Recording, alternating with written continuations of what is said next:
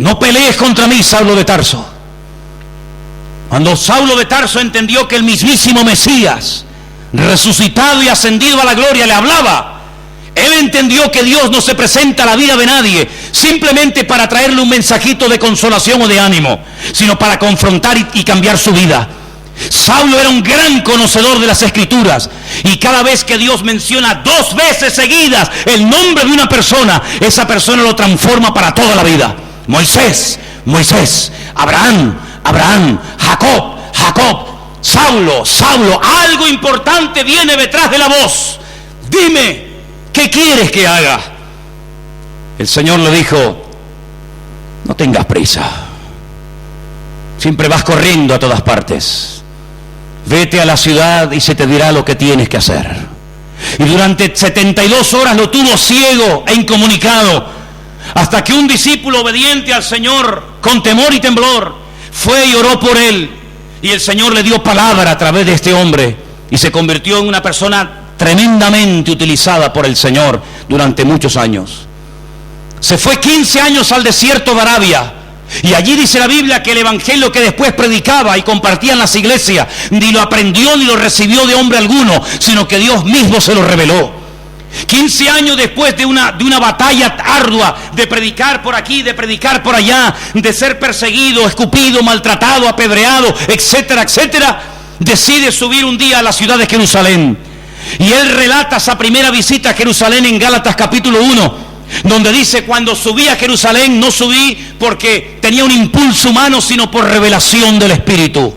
Y allí le expuse en privado a los que yo creí que eran las columnas de la iglesia, y menciona a Pedro, a Jacobo y a Juan. Les expuse privadamente el evangelio que predico, y para no haber corrido en vano quise ser instruido por ellos. Si tenían alguna amonestación, algún consejo, alguna palabra, algo. Y dice, y nada nuevo me expusieron. No me dijeron nada nuevo que yo ya no supiera.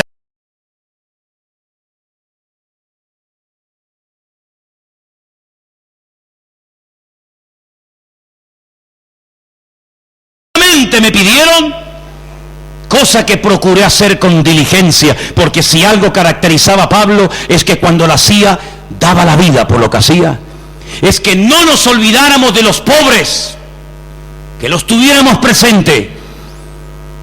Y dice la palabra de Dios que desde ese día, una de las cosas que el apóstol Pablo hizo no fue solamente predicar y predicar y predicar por aquí, predicar por allá, y abrir iglesias y escribir epístolas, sino que se dedicó a ir por las iglesias pudientes, por las iglesias ricas, por las hijas de aquella iglesia primitiva, recogiendo ofrendas para los santos de Jerusalén. Y ahora viene la palabra, dice: para que haya igualdad en el cuerpo de Cristo, en la iglesia del Señor.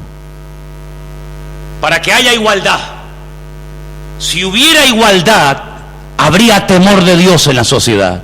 Porque analizando la Escritura, yo veo que hay 2 cosas que son tremendamente poderosas y que hace que la sociedad cambie su actitud hacia nosotros y hacia el mismísimo Dios y el su evangelio.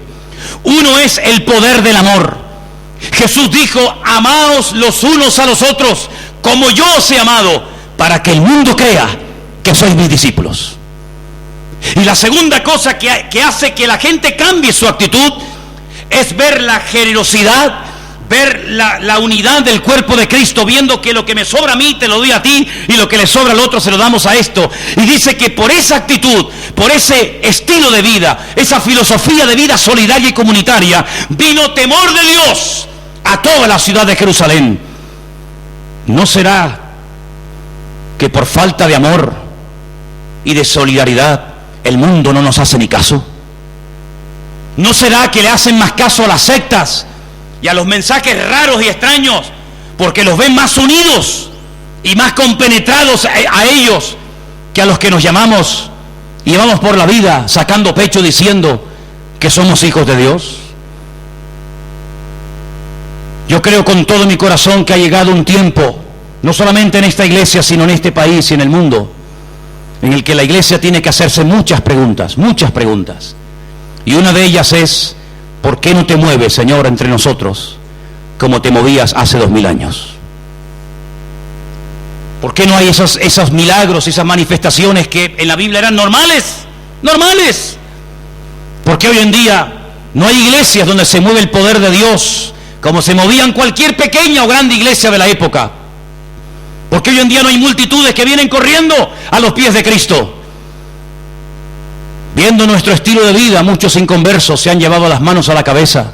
Viendo el testimonio que muchos han dado después de haber servido incluso al Señor y de haber predicado el Evangelio, o de estar en una plataforma cantando, predicando o dirigiendo una alabanza, viendo el estilo de vida que ahora llevan, dice la Biblia que los gentiles se atreven a blasfemar el nombre de Dios por el mal testimonio y por el mal ejemplo que a veces los cristianos le hemos dado al mundo. Yo creo que tenemos que recapacitar y decirle: Señor, perdónanos por nuestra falta de amor. Y perdónanos, Señor, por lo poco solidarios que somos. Le decía a un hermano hace muy pocas horas: vergüenza tenía que darte de no hacer absolutamente nada por un matrimonio que está tirado en el suelo como si fueran perros, durmiendo en una casa sin luz y sin agua, mientras tú te pegas la gran vida con las ofrendas que te mandamos de España. Vergüenza tenía que darte el ver que personas están sacrificando para ayudarte a ti, mientras tenemos a unos hermanos allí en Malindi, a Jorge y a Sara, con su pequeño niño Elías, que incluso han pedido ayuda para que estén con ellos durante la noche y se han negado a prestársela. ¿Cuánto tenemos que cambiar los cristianos? El Evangelio y la Biblia que yo predico, hermanos, es exactamente la misma Biblia que tenía Martín Lutero cuando en Alemania en el siglo XV comenzó a predicar el Evangelio por las calles de Alemania. La Biblia que tenemos nosotros en nuestras manos hoy en día es exactamente la Biblia que San Agustín tenía y que le hizo volver a Dios en genuino arrepentimiento. La Biblia que tenemos hoy en día son exactamente las mismas palabras que nuestro Señor Jesucristo predicó en Samaria, en Galilea, en Capernaum, en Jerusalén. Son las mismas cartas que recibió Timoteo cuando pastoreaba en Éfeso y la misma carta que recibió Tito cuando estaba en Creta. Tenemos las cartas exactamente tal y como se escribieron, con las mismas palabras, las mismas cosas que recibieron los romanos, los corintios, los tesalonicenses, los colosenses, los filipenses, etcétera, etcétera. Y todas esas cartas se escribieron para sacudir la conciencia de las congregaciones, para que las congregaciones no vivieran de espaldas a un mundo que ya no tiene puntos de apoyo, que ya no tiene referencias.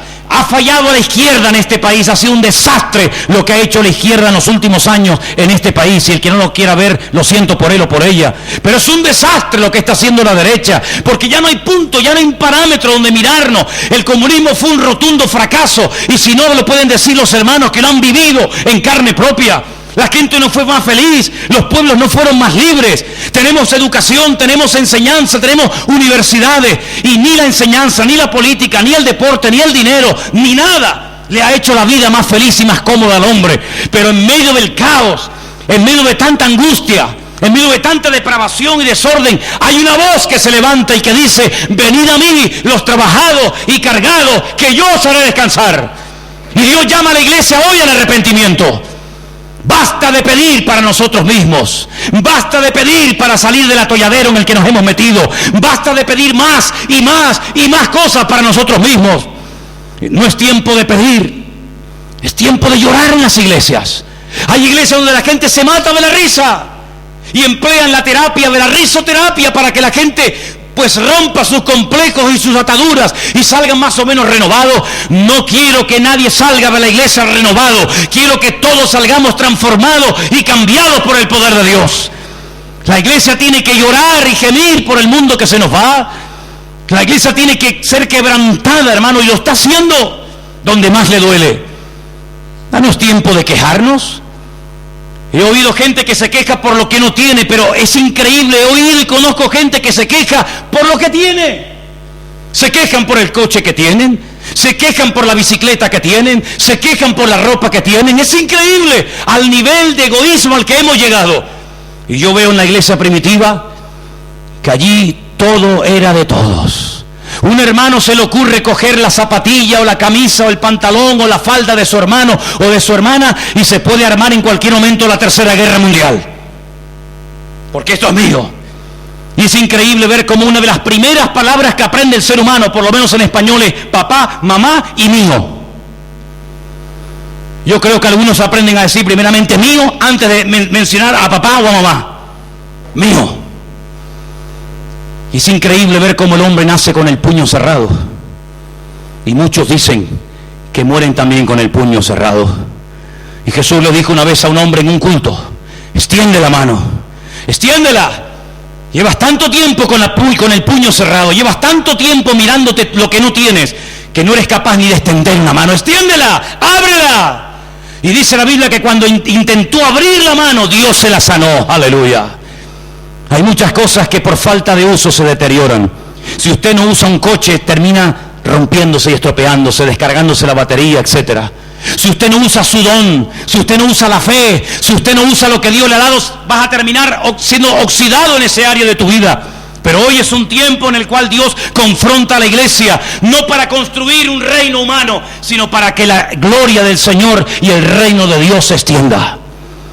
Y quiero terminar diciendo algo. Ayer, cuando estábamos en el sur con los jóvenes, una hermana que fue de visita nos contó algo que a mí personalmente me llamó muchísimo la atención, y de hecho le dije a Anderson que viniera. Digo, escucha esto. Ella contaba que hace 2 años, no sé exactamente sobre qué fechas, pero hace 2 años esta mujer estaba en la Plaza del Charco en el Puerto de la Cruz una tarde. De repente, un grupo de jóvenes en esa plaza comenzaron a repartir folletos, invitando para una reunión especial que ese sábado íbamos a tener. Esa mujer cogió ese folleto. Llevaba mucho tiempo diciéndole a Dios: quiero ir a una iglesia donde crecer y oír la palabra. Y solamente una hojita, un pequeño papel, con un mensaje muy sencillo y una dirección, hizo que esta señora comenzara a venir a nuestra iglesia del Puerto de la Cruz, y ya lleva 2 años con nosotros. Hacía 10 años, escucha bien, ella me dijo que quiere dar el testimonio aquí en la iglesia y va a venir un día a darlo, un domingo en la tarde, lo voy a traer para que lo oigáis. Solamente les adelanto un poco. Después de comenzar a venir a la iglesia, ella comenzó a oír la palabra domingo tras domingo, semana tras semana, y una de las cosas que ella decía siempre: Dios mío, ¿cómo me gustaría que mi marido oyera esto? Pero hace 10 años que cogimos caminos separados el uno del otro. Ella estaba viviendo con un hombre y él estaba viviendo con otra mujer. 10 años. Y un día, cuando terminamos de predicar la palabra en el Puerto de la Cruz, ella se me acerca y me dice: ¿cómo me hubiese hoy sobre todo gustado que mi marido hubiera escuchado la palabra, porque este mensaje le habría venido como anillo al dedo? Y yo le dije: hermana, tu marido hoy estuvo en el culto.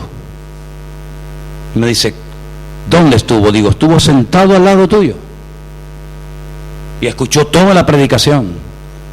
Fue tan conmovida porque dice: yo no vi que mi marido entrara a escuchar la predicación, es que no lo vi. Para no alargarte la historia, ella decidió poner su vida en orden, porque esa es otra. Mientras no pongamos nuestra vida en orden, olvídate de pedir y de clamar, no nos hagas perder el tiempo. Pero cuando tú te pones en sintonía y en línea con Dios, cuando la tubería está perfecta, aleluya, puede fluir la bendición de Dios.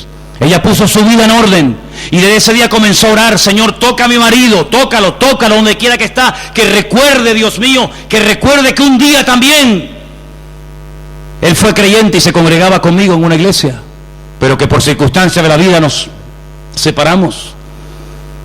10 años más tarde, recibe una noche una llamada y su marido le dice: acabo de dejar a la mujer con la que he estado viviendo en estos años. Y ella le dice: